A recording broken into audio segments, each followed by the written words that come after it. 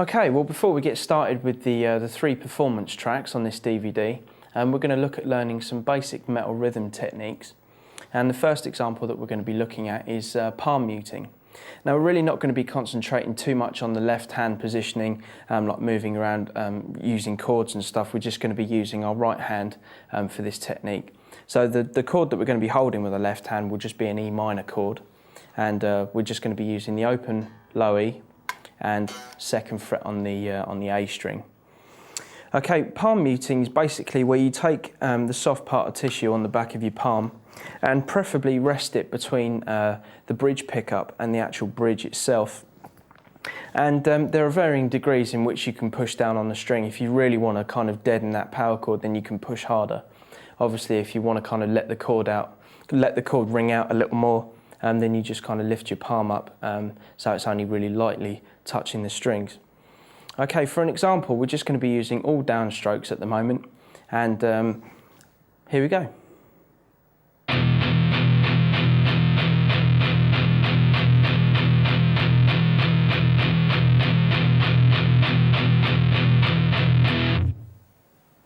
Okay, hopefully that's not going to be too difficult at this point. It really is just getting it nice and tight so you get a nice clean sound. Also, once you've had that technique down for a little bit, try kind of speeding it up and see how fast you can get just doing down picking. So let's just kind of start off slow and then just speed it up gradually and see how that sounds.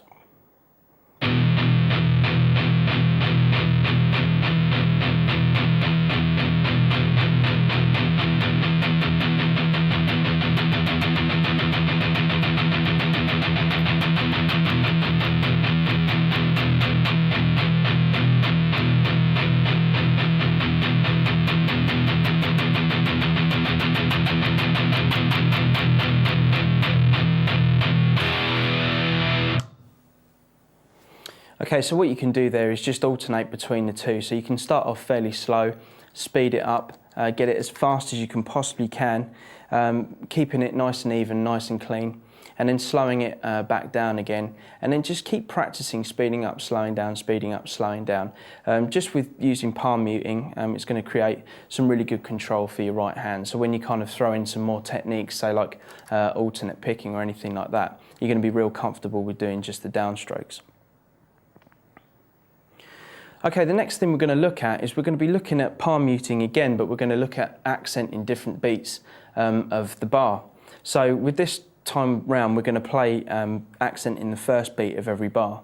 So what I'm going to do is I'm just going to kind of count through 1 to 4 and just play, and then as I count 1, I'll just accent. So with accenting for this, we're just going to literally lift our hand off of the back of the bridge and then put it down again for the rest of the chord. So we're going to have this kind of effect.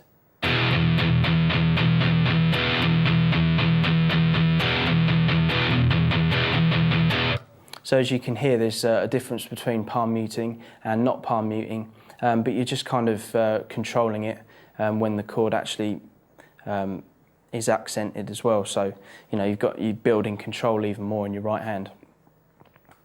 Okay, so with the next example, I'm just going to kind of count through so you can hear where that accent's coming. So here we go. 1, 2, 3, 4. 1, 2, 3, 4. 1, 2, 3, 4. 1, 2, 3, 4. Okay, so as you can see there, I'm just accenting every time I've said 1 and just counting evenly between 1 to 4 using palm muting for the rest of the time. Other things you can kind of practice with this is either tap your foot or use a drum machine or use a metronome. Metronomes have like an accented click on the first beat of every bar, so doing the first beat is going to be the easiest because you just listen out for the louder click and then just accent at the same time. Now you can also practice accenting other beats of the bar as well. So for example, accenting the 2 beat, the 3 beat and the 4 beat, not at the same time but just doing it one after the other. So that was accenting the first beat. If I just count through the next example, I'll just be accenting beat number 2. So here we go. 1, 2, 3, 4. 1, 2, 3, 4. 1, 2, 3, 4. 1, 2, 3, Okay, so you're accenting a different part there. Similarly, you can do that with beats 3 and 4 as well, so let's see how that sounds. 1, 2, 3, 4. 1, 2, 3, 4. And then 4. 1, 2, 3, 4. 1, 2, 3, 4.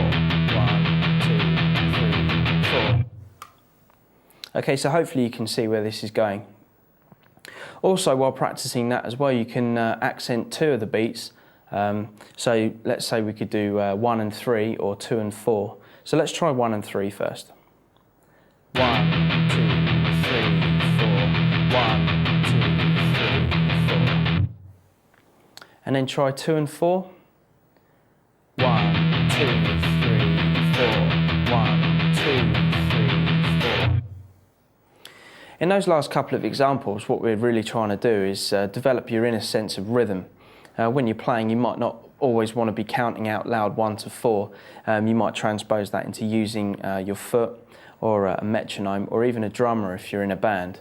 But this is just kind of a basic overview of looking at how to improve your inner sense of rhythm.